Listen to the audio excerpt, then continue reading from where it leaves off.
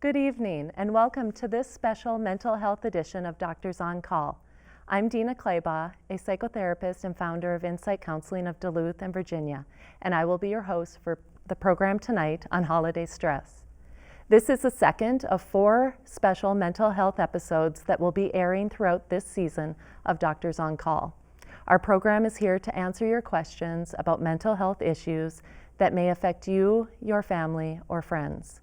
Please call or email your questions and we will do our best to address them.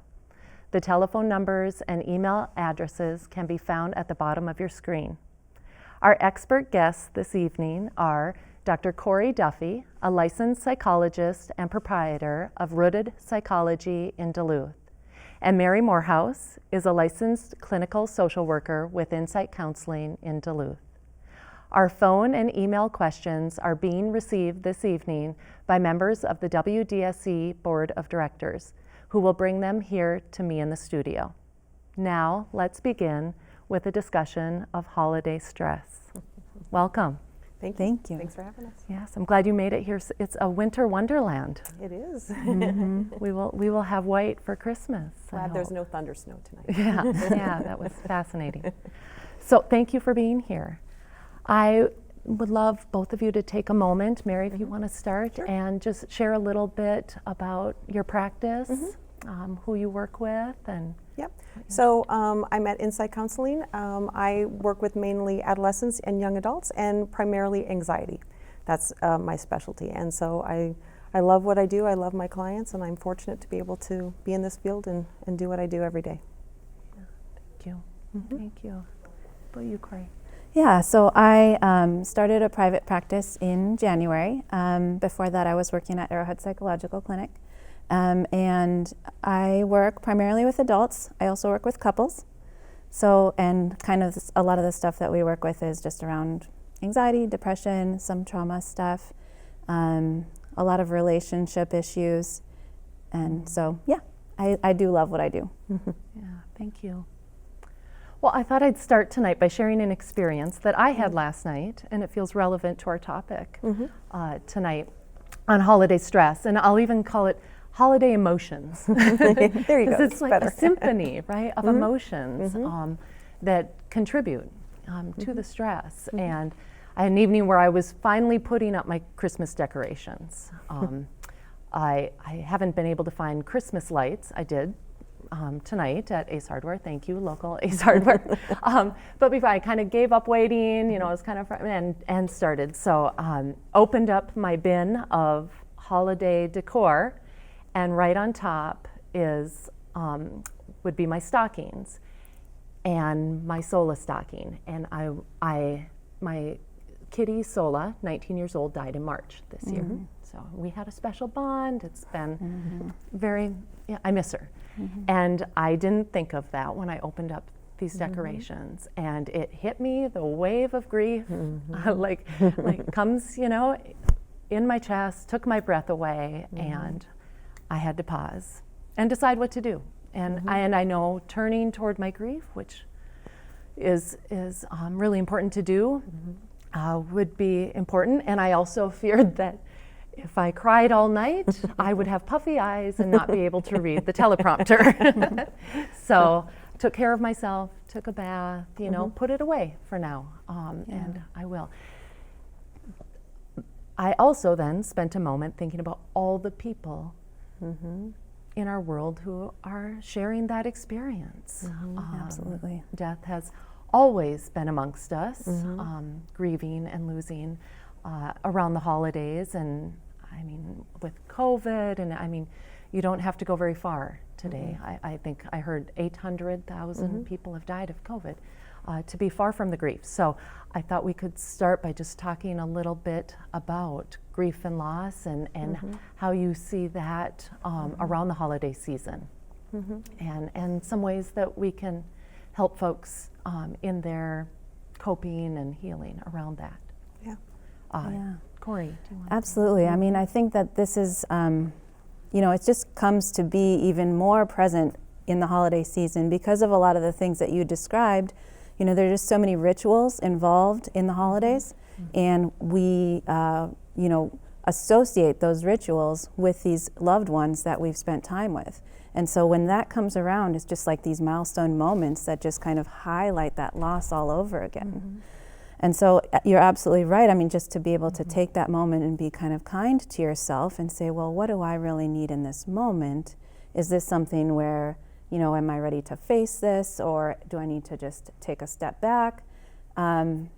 But I think that one of the harder aspects can be, you know, say you're in a group of people and this hits you, and then what do we do, right? So it's like, okay, so can you kind of prepare yourself ahead of time to know, like, okay, like if I do get a little overwhelmed in this group, what's my exit strategy? How am I going to know to take a little step back and to have a little moment to just kind of regroup? Yeah. Excellent. Thank you, Corry. Yeah, it made me think of wise mind, which is a classic DBT, you know, a thought process is recognize and respect what you're feeling, recognize your body, you know, what you are feeling, and then respect the heck out of it. And I, you know, not just Aretha Franklin says that, you know, really respect your feelings and say, of course, be kind to yourself. Of course I feel this. Of course I feel this grief, sadness, emotion, whatever it is. And then, you know, to get that reasonable mind over there is how do I respond in a rational manner based on where I am? Am I at a party? Am I alone in my home putting up my stocking? Am I at a work party? Am I at a, you know, driving down the highway? And so recognize and respect what you're feeling and then respond in a rational manner based on your environment, based on where you are. Wonderful. Thank you. Yeah. And I think too, for, you know, other people, just sort of having this awareness that the people around you might be going through some of this stuff this season. So if you're not, you know, at that moment kind of hit with an acute loss, to maybe to be able to recognize, you know what, a lot of these people probably are, and how do we bring that loved one into the conversation that we're having, you know, around the holidays? How do we, maybe we decide, you know, this is a ritual that we want to try to kind of include that loved one to hold that memory. I love that you say that. And to ask for, you know, what we need. And that's okay. And on the other side, when we're being asked to respond with compassion and understanding. The incident last night when my husband, he was in a virtual meeting, he came out all excited to be done for the night and, you know, was hooting and excited. And I just said, you know, oh, Mike, I had a moment, you know, with and he's just, I'm so sorry, you know, and I was proud of myself for asking for that compassion. And Yeah. well, we've got some questions. Great. I'm excited. Mary, we'll start with you. I miss my family, but I'm also afraid to spend time with them because of COVID. I'm lonely and sad. What tools do you have to help me cope? Yeah, so this, you know, this COVID has been so incredibly difficult. We're hardwired to connect. You know, as human beings, we're hardwired to connect. And so this disconnection with COVID has been a universal truth, if you will, and also, you know, hitting us, you know, last year we kind of, I think a lot of us hoped that this year would be better. And so being afraid or being cautious about being careful about COVID, understanding, so connect how we can. One of the great things about the technology today is that we can connect. When we went on lockdown, we were all able to do telehealth, which is fabulous. And so being able to virtually, it's not as good as being there, absolutely, but perhaps more virtual connections, FaceTiming or whatever that kind of thing is, as they feel comfortable and as technology around. And then also those feeling of loneliness. So reaching out, so not being able to be with family. What other connections other than family do you have? What sort of friends can you connect with? Who is who is that safety net? Who all can you connect out with in kind of a broader sense? You know, if it's a long lost friend or relatives, or connect with people you may not normally connect with. I remember years ago, one of my favorite birthdays was I just talked on the phone with all my aunts and my grandmas and people that I don't normally talk to, but it was just great. And so maybe you have to think outside kind of the who you would traditionally connect with, and maybe expand that circle a little bit. Beautiful. And being thoughtful, what you said made me think about the number of people, I know a number of people who have not, even with vaccinations and so on still do not feel safe. Yep. Autoimmune, immune compromise, so on and so forth, and are still very much in lockdown. So I think that being thoughtful of those and kind of going an extra step, reaching out, care package, incorporating some virtual time into what may be a gathering. It's nice. Yeah. Corey, anything to add? Well, I mean, one thing that I have been thinking a little bit about, and this is, not to assume anything about a particular individual's susceptibility to COVID, but I do think that we all got so ingrained that everything is dangerous. And I think that there is a little bit more nuance to the picture now. And I think that sometimes that anxiety is maybe part of what's getting in the way of connecting.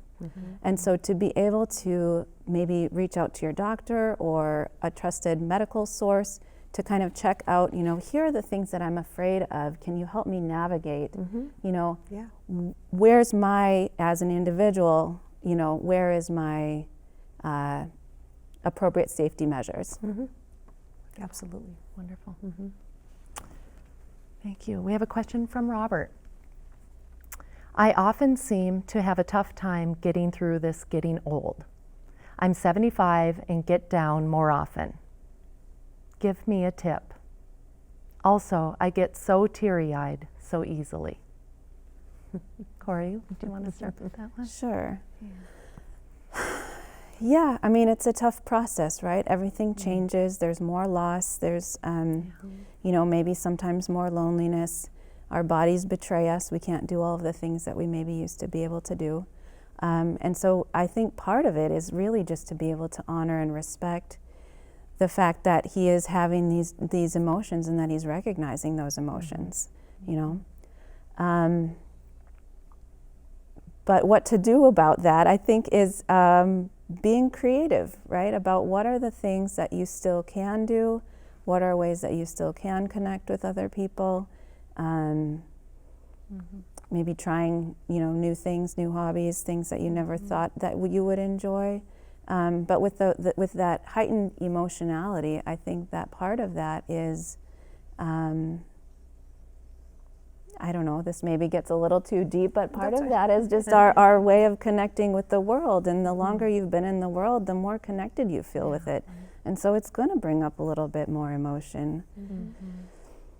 And just with aging too, and we were talking before going on air about just, you expect it as post-retirement, to be traveling and doing some things. And again, COVID, has made a lot of that more challenging. Certainly older adults are at higher risk during this time. And with the teary-eyed too, I love that he's connecting with the tears, and I just think of Dr. Cacciatore, one of my mentors. She said, tears are your superpower, so I'm hopeful in connections Robert is sharing how he's feeling and letting himself express that.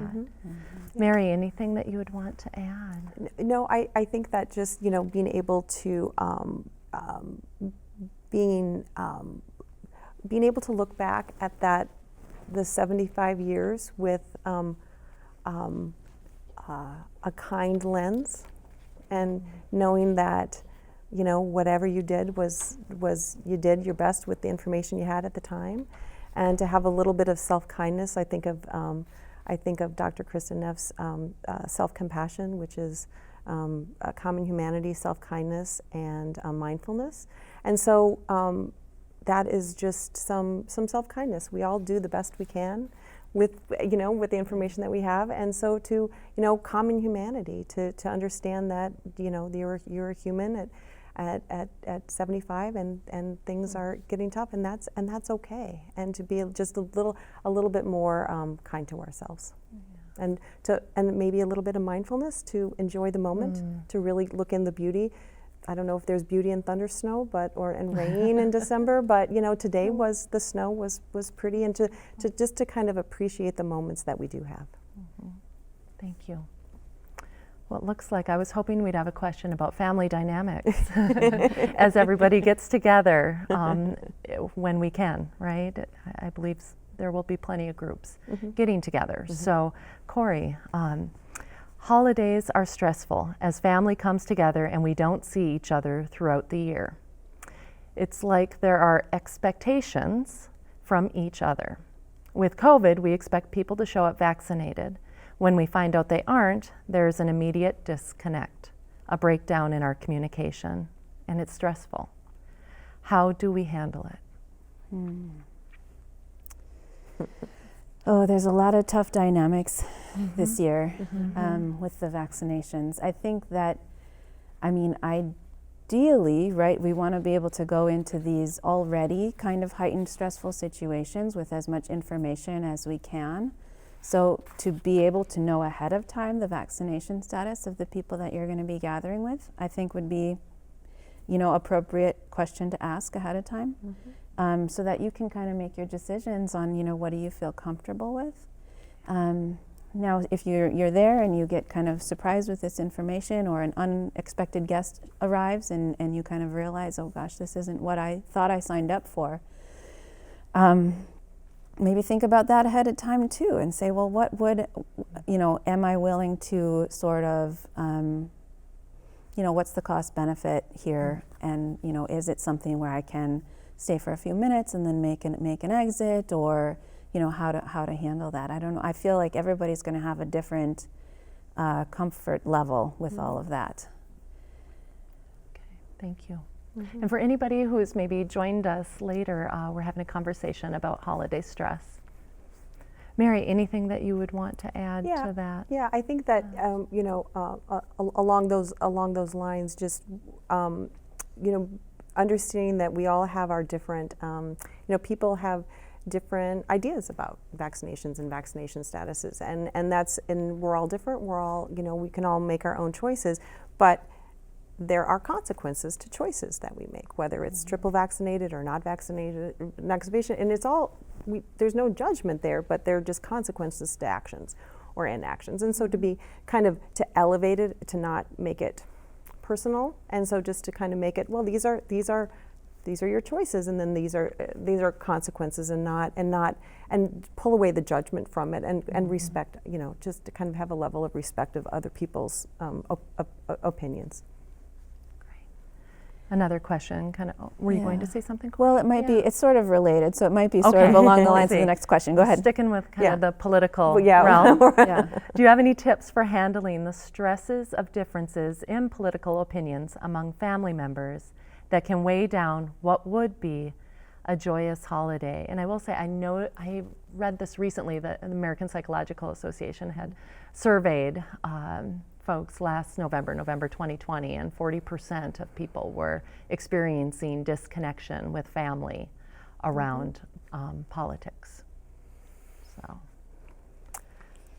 Yeah, that's a fun one, isn't it? Well, there are a couple of schools of thought with that. I think that, you don't have to just talk about the weather, even though weather, what we've brought up weather like several times tonight, but you don't just have to talk about the weather and to not make it political. But we also, again, respect other differences, and I think that we can, for instance, in my family, we have 3 people who are really excited at talking about all sorts of political things, and then there are 3 of us who don't want to talk about that, and so we let those 3 kind of go into their own little space, and then the 3 of us can talk about whatever we want to. And so I think that it's some families want to get into it and really talk about it, and that's great. So again, half of my family just loves to talk about that, and that's great. And they recognize and they respect boundaries, and they have good conversations. But then the rest of us don't. And so I think maybe if there could be a natural, if this group wants to kind of to go there about whatever that political issue is, then that's not necessarily right or wrong. Those are their choices. But then to I don't want to say ground rules, but kind of elevate make sure that the conversation is somewhat elevated, and then but it doesn't have to. I think it would be okay to not have it take over the perhaps holiday dinner conversation. It could be before or after, but I think it's okay to kind of put some boundaries on it if it so it sounds like this caller, it creates problems. So we were talking earlier about boundaries, and I think that maybe putting some boundaries around political discussions would is okay. And again, I'm hearing preparation. That is a Yep, theme. yep. Preparation. It's just a theme, yeah. And I think that for this topic in particular,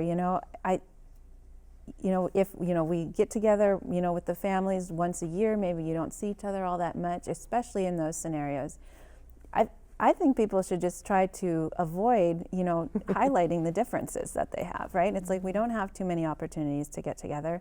Let's use this opportunity to focus on the things that bring us together. Maybe old memories that we share, or maybe, something that we all can, some hobby that we all can get excited about, or, do a puzzle together, or something. The card decks. Yes. I tell so many of my clients, purchase these card decks, pass them around. You don't even Yes. have to come up with the questions. Somebody else will do it for Or you. the conversation card. Yeah, the conversation cards, Yeah. but just something so Yes, that you sorry. can really try to kind of circumvent those, highlighting those differences, because that's not the kind of stuff that we want to walk away from the holidays with, most of us. I guess some people like that. Yeah. So patience, respect, non-judgment. Non-judgmental. Yeah. More And preparation. Preparation. Preparing. Yeah. I recently lost a spouse to terminal illness. As the one who took care of her, I look back and see where I have regrets on how I handled it. What do I do? Sorry. Yeah. Corry. Oh, I go back to what Mary was saying earlier about that self-compassion. I mean, the thing about caring for a family member with a terminal illness is that it's profoundly stressful. I mean, that is something that's taxing on your brain, just cognitively remembering all of the things that need to happen, on your emotions, because you are trying to ease this person's pain, but you're also dealing with your own pain. It's taxing physically, because it's a lot of physical care that's required. And I just feel like there is so much grace that's deserved in that moment for the caregiver. So it's really just saying, well, looking back, if you were in your sort of semi-rested state now, where you've had a little bit of chance to maybe recover a little bit of physical wellness, then maybe you can say, well, I could have done something differently. But in that moment, we do the best that we can. Yeah. I recently heard Dr. David Kessler speak, and he's an expert in grief, wrote books with Dr. Elizabeth Kubler-Ross. I'm sure many of you have heard of her. And he said the guilt is also our way of trying to take control of an uncontrollable situation. And for this caller, the terminal illness is and still honoring that that's the experience and processing through that. Yep. But of course, it's part of that journey. Yeah. Mary, anything that common you'd humanity. offer? I mean, there's, depending on, I have to make this caveat, depending on your faith, there may or may not have been one perfect person who walked this earth. And so, we're imperfect, and, we are, and that, we try our best, and even in that moment, if it's something we cringe and we look back on and go, oh, I wish I would have done something differently. I don't know of any person that walks this earth that doesn't have a moment in time that they don't look back on and go, gosh, I wish I would have done something differently. And then you layer in a terminal illness and the grief and the caretaking and everything. They're just, nobody has ever done it perfectly, and so we can't expect that we could have ever done that.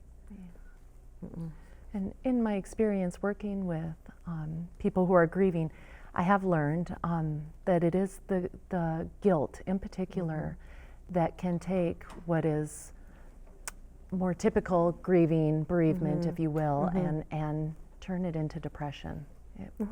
So just really being thoughtful about that guilt and seeking support and processing.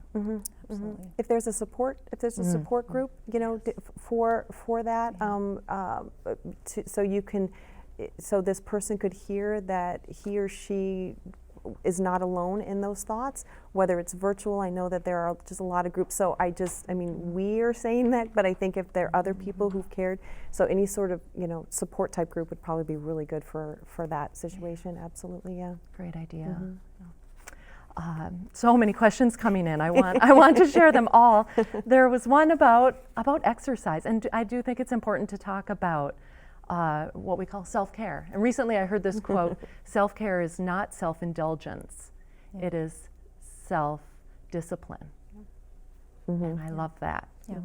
Let's talk about a little bit of self-care, what that, I mean, we know is going to help us cope and manage what's happening during this holiday stressful time. Yeah, I mean, so it's funny, I think, because the holidays is, you know, it's a lot of indulgence, right? It's like maybe allowing yourself to be a little bit more, you know, less active, maybe eating a little bit more stuff than you normally would. But I think that, you know, having some, you know, healthy habits, but being flexible about it, you know, that flexibility is going to be the approach, right? And so if we go from, you know, following our strict rules that we always follow versus, you know, doing nothing, you know, having no rules at all and doing whatever we want, right? Like we have to find somewhere in the middle where we can kind of bounce back and forth. Yeah, black and white thinking versus gray. You know, that I always go back, I always talk about this, that eat, sleep, exercise is a three-legged stool that's the foundation for everything else. And so when the eating, the sleeping, and the exercise, you know, just try and figure out the best we can during the holidays, how we can, but that, to understand that that's always been our foundation. And so to kind of, just to, if we all go back to that eat, sleep, exercise and to do the best we can, then the rest of it can kind of be paced a little bit, Balance, back to the basics and Yeah. balance. Yeah, Thank yep. you. I want to thank our panelists, Dr. Corry Duffy and Mary Morehouse, for their time and expertise tonight. To our board members for answering the phones, and for those of you who called in or emailed questions. Please join Dr. Mary Owen on January 6th for a COVID-19 update, when her guests will be Dr. Andrew Thompson and Dr. Jadave Bhupal. I'm Dina Clabaugh. For the guests and crew here at WDSE, thank you for watching. Good night.